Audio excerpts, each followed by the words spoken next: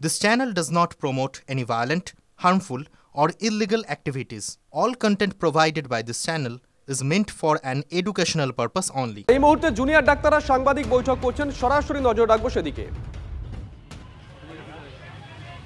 আমরা West Bengal junior doctors fund আজ থেকে ঠিক 58 দিন আগে রাজপথের যে আন্দোলন শুরু করেছিলাম, তার পরে কর্মসূচি হিসাবে আমরা আমরণ অনশন শুরু করেছি।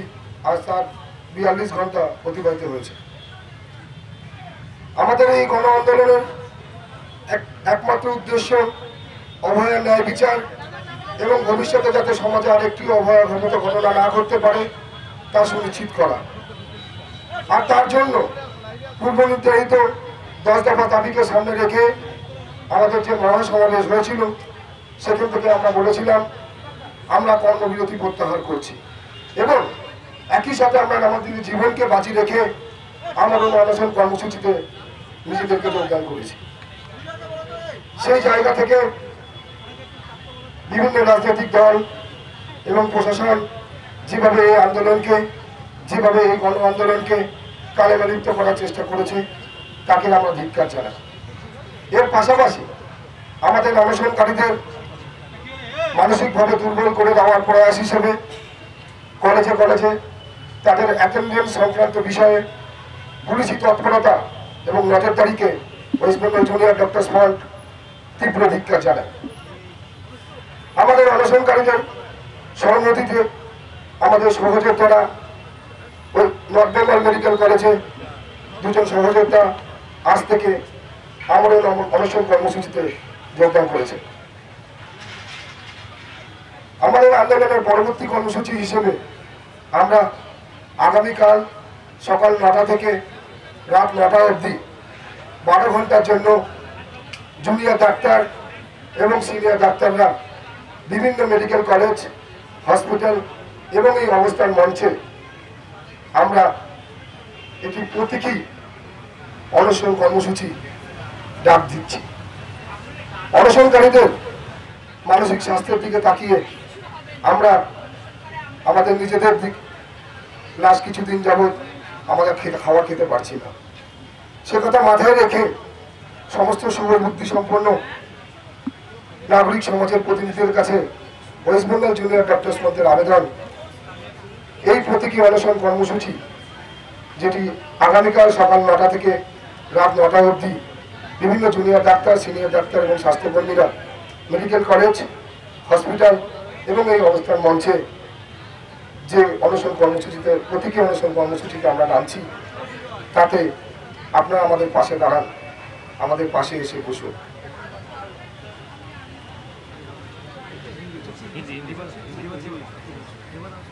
একই সাথে আগামীকাল কলেজ স্কয়ার থেকে ধর্মতলা অবধি বিকেল 4:30টার সময় বিভিন্ন ডাক্তার সংগঠন, স্বাস্থ্যকর্মীদের সংগঠন এবং সামাজিক সংগঠনের ডাকা এক মহামিছিলে যেভাবে আপনারা আন্দোলনের প্রথম দিন থেকে আমাদের পাশে এসে দাঁড়িয়েছেন, আমাদের কাঁধে কাঁধ মিলিয়েছেন, আমাদের সাথে হাতে হাত মিলিয়ে মানববন্ধন করেছেন, রাত দখল করেছেন, সেই সমস্ত শুভবুদ্ধি সম্পন্ন নাগরিক সমাজের প্রতিনিধিদের কাছে West Bengal junior doctors fund এই মিছিলে দলে দলে যোগদান করার জন্য আহ্বান জানাচ্ছে।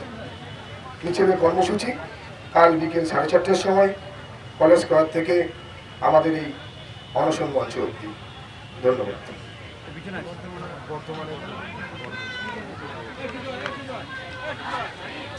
আমি বর্ধমান মেডিকেল কলেজের জেনারেল সার্জারি বিভাগের স্নাতকোত্তর পড়ুয়া 2য় বর্ষে। আমার যেটুকু বলার যে এই অভয়াকাণ্ড সামনে আসার পর অভয়াকাণ্ড যে একটি ইনস্টিটিউশনাল রেপ, একটি প্রাতিষ্ঠানিক খুন, সেটা জানার পর এই যে জনজাগরণ, এই জনবিপ্লব যে অন্যান্য প্রত্যেকটি মেডিকেল কলেজে ছড়িয়ে পড়েছিল, তার মধ্যে বর্ধমান মেডিকেল কলেজও একটি।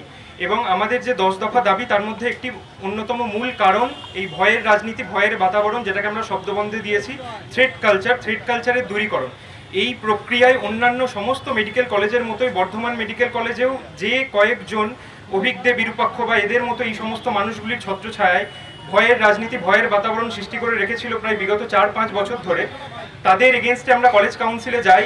2 তারিখ কলেজ কাউন্সিল, 2রা সেপ্টেম্বর কলেজ কাউন্সিল মিটিংয়ে এদের এগেনস্টে একটি ইনকোয়ারি কমিটি তৈরি হয়। আপনারা জেনে থাকবেন অন্যান্য একাধিক মেডিকেল কলেজে এই ধরনের ইনকোয়ারি কমিটি তৈরি হয়েছে, কিন্তু বর্ধমান মেডিকেল কলেজ কিভাবে মৌলিক, এই অভিক দে বা এই সন্দীপ ঘোষের স্নেহধন্য যে সমস্ত ছাত্রছাত্রীরা বর্ধমান মেডিকেল কলেজে এই থ্রেড কালচারটি চালাতো, ভয়ের বাতাবরণ চালাতো, এদের মধ্যে থেকে অন্যান্য মেডিকেল কলেজের থেকে একটু মৌলিক বর্ধমান, এদের মধ্যে থেকে 7 জন এই ইনকোয়ারিটাকেই চ্যালেঞ্জ করে হাইকোর্টে একটি রিট পিটিশন ফাইল করে। অর্থাৎ এই ধরনের এনকোয়ারি ওদের এগেনস্টে করা যাবে না এবং ইনকোয়ারি কমিটি তদন্তের সাহায্যের জন্য, তদন্তের স্বার্থে এদের যতদিন তদন্ত চলছে ততদিন হস্টেল থেকে এবং কলেজ ক্যাম্পাস থেকে ডিবার করেছিল। এই সিদ্ধান্তটিকে চ্যালেঞ্জ করে হাইকোর্টে একটি রিট পিটিশন ফাইল করে। আজকে তার শুনানি ছিল। আমি বর্ধমান মেডিকেল কলেজের ছাত্রছাত্রীদের পক্ষ থেকে কোর্টরুমে প্রেজেন্ট ছিলাম। রিটেন অর্ডার আমাদের কাছে এখনও এসে পৌঁছায়নি, পৌঁছালে আপনাদের কাছে দেবো। কিন্তু ফ্রম মাই অবজারভেশন আমি যতটা দেখেছি, ওরা প্রথম কোর্টে অ্যাপিল করে যে এই ধরনের এই যে রিট যেটা আছে এর ভিত্তিতে এই ইনকোয়ারিতে একটি স্টে অর্ডার দেওয়া হোক। কোর্ট মহামান্য জাজ যিনি ছিলেন তিনি পরিষ্কার বলেন যে গোটা রাজ্য এখন যে বিষয়টি নিয়ে তোলপাড় হচ্ছে, আমরা এটাতে কোনোভাবেই এখন স্টে দিতে পারবো না, আপনাদের প্রেয়ারটা ডিনাই করা হলো। ওনাদের যিনি লয়ার ছিলেন তিনি তারপরে বলেন তাহলে আমাদের অ্যাটলিস্ট ইন্টারিম রিলিফ দেওয়া হোক, আমাদের কলেজ ক্যাম্পাসে ঢুকতে দেওয়া হোক, এক্সামিনেশনের সময় হস্টেলটি ব্যবহার করতে দেওয়া হোক। কোর্ট তখন বলেন এটা আমি কোনোভাবেই করতে পারবো না, হস্টেলে থাকতে দেওয়া যাবে না, বরং কোর্ট তাদের ডাইরেক্ট করেছেন আগামীকাল পুলিশ সার্ভিলেন্সে ওদের যা বইপত্র, খাতা, অন্যান্য বিলঙ্গিংস যেগুলো আছে সেগুলো বের করে নিতে। এবং এইটাই এই সংক্রান্ত কোর্ট বলেছেন inquiry can go as on, inquiry যেমন চলছিল, ডিসিপ্লিনারি কমিটি যা সিদ্ধান্ত পরবর্তীতে নেবেন সেগুলো তারা নিতে পারেন। কোর্ট এটাতে কোনো স্টে অর্ডার দেবেন না এবং পরবর্তীতে পুজোর পরে আরেকটি শুনানি রেখেছেন।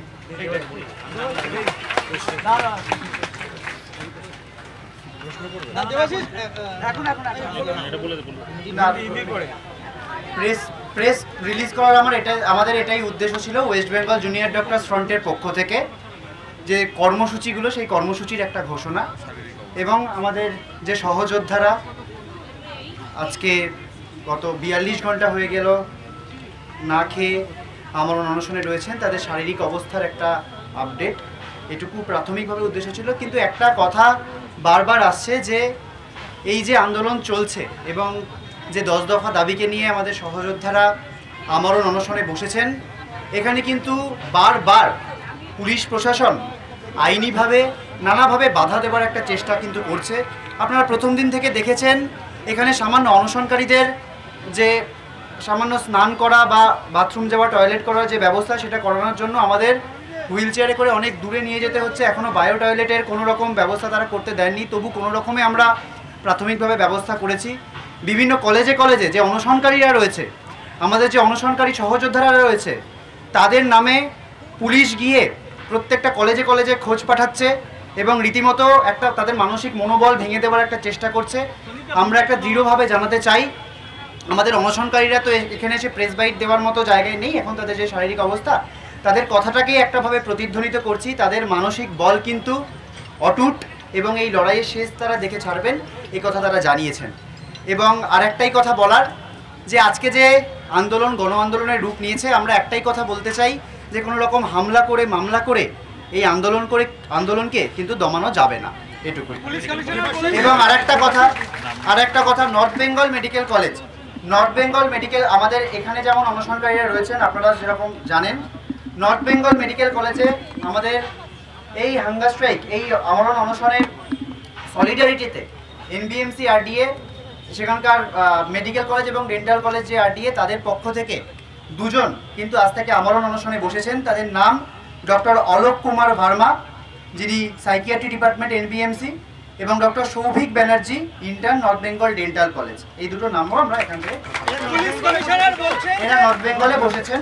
এবং আগামীকাল আমরা যে বললাম যে সকাল 9টা থেকে রাত 9টা আমরা বিভিন্ন কলেজের জুনিয়র ডাক্তার হোক, বিভিন্ন সিনিয়র ডাক্তাররা, বিভিন্ন সংগঠন নির্বিশেষে বিভিন্ন সিনিয়র ডাক্তাররা, তারা স্বাস্থ্যকর্মী, নার্স, তারা ঠিক যেমন আমাদের এই অবস্থান মঞ্চে বা অনশন মঞ্চে কিছু মানুষ, দেখুন এখানে পুলিশ আমাদের জায়গা বাড়াতে দিচ্ছে না, এখানে সবাইকে অ্যাকোমোডেট করা সম্ভব নয়। সেই জন্য এখানে কিছু মানুষ যেমন প্রতীকী অনশনে বসবেন, আমরা আহ্বান জানাচ্ছি বাকি বিভিন্ন জায়গায় প্রত্যেকটা মেডিকেল কলেজগুলোতে যে প্রোটেস্ট মঞ্চ রয়েছে, ধর্ণা মঞ্চ রয়েছে, শুধু মেডিকেল কলেজ নয় স্বাস্থ্যকেন্দ্র রয়েছে, সেখানেও কিন্তু 12 ঘন্টার প্রতীকী অনশন কিন্তু বিভিন্ন জায়গার জুনিয়র ডাক্তার, সিনিয়র ডাক্তার, স্বাস্থ্যকর্মীরা বসবেন এবং সাধারণ মানুষ যারা আমাদের পাশে আসছেন তাদেরকে কিন্তু আমরা আমাদের পাশে আমাদের সংহতিতে চাইছি যাতে তারা আমাদের পাশে এসে দাঁড়ান।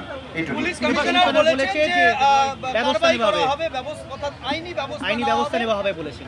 সেটা তো আমরা আইনি ব্যবস্থা কি নেওয়া হবে আমরা সেটা দেখতে চাই। উনি প্রেস কনফারেন্স করে বলেছেন আইনি ব্যবস্থা নেওয়া হবে। আজকে 59তম দিনে এসে আমাদের এই গণ আন্দোলন আমরা কোনো উপায় না পেয়ে আজকে আমাদের সহযোদ্ধারা আমরণ অনশনে বসেছে। সেখানে কোনো সদিচ্ছা তো দূরের কথা, এরকম একটা থ্রেট, এরকম একটা ভয় আজকে আমাদের দেখানো হচ্ছে। আমরা দেখতে চাই ঠিক কী কারবাহি, আপনি বললেন যে কারবাহি নেওয়া হবে বলা হচ্ছে, কি তারা স্টেপ নেন আমরা সেটা দেখতে আগ্রহী, সেটা আমরা দেখতে চাই যে তারা কি করতে চান।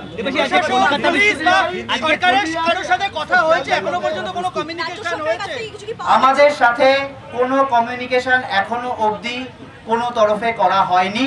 কেবলমাত্র সেই কমিউনিকেশনই করা হয়েছে যে তোমরা এটা করতে পারবে না, তোমাদের স্টেজ বাড়াতে দেবো না, তোমাদের নামে কার অ্যাটেন্ডেন্স কি হচ্ছে পুলিশই মামলা করব, এই ধরনের কমিউনিকেশন হয়েছে। পুলিশ করছে, বিভিন্ন জায়গায় বায়ো টয়লেট আনা হচ্ছে। আমাদের বায়ো টয়লেটে যে ডেকোরেটার্স, যে গাড়িতে করে আসা হচ্ছে, যে ডেকোরেটার্সের ভ্যানে করে আসা হচ্ছে, তাদেরকে তাদের বাড়িতে গিয়ে আজকে সব বায়ো টয়লেট দিয়ে এসেছে যে লোকেরা, তাদের বাড়িতে গিয়ে 10-15 জন পুলিশ গিয়ে তাদের থ্রেট করে এসেছে, তাদের নামে চালান কাটা হচ্ছে, তাদের ভেহিকেলের রেজিস্ট্রেশন ক্যান্সেল করা হবে, এই রকমের থ্রেট মারা হচ্ছে। এই হচ্ছে ড্রাইভারকে সমস্যা সমাধানের জন্য কোনো কমিউনিকেশন না, সমস্যা সমাধানের জন্য কোনো কমিউনিকেশন আমরা কিন্তু পাইনি। আলোচনার ডাক না, কোনো রকম আলোচনার ডাক আমরা পাইনি। আপনারা কি আলোচনায় বসতে এখনো আগ্রহী? দেখুন, এই কথাগুলো তো এখন আপেক্ষিক হয়ে যাচ্ছে। আমাদের সহযোদ্ধারা এখানে গত 42 ঘন্টা ধরে আমরণ অনশনে বসে রয়েছেন। এখানে আমাদেরকে এই প্রশ্ন করাটা আমরা মনে করছি খুব একটা ব্যর্থ প্রশ্ন, যে আমরা আলোচনায় বসতে চাই কি চাই না। এই প্রশ্নটা আপনারা সরকারকে গিয়ে করুন, তাদের কোনো সদিচ্ছা আছে কিনা, তারা কোনো আলোচনায় বসতে চায় কিনা। এই প্রশ্নটা আমাদের করা অত্যন্ত অনর্থক বলে আমরা মনে করছি।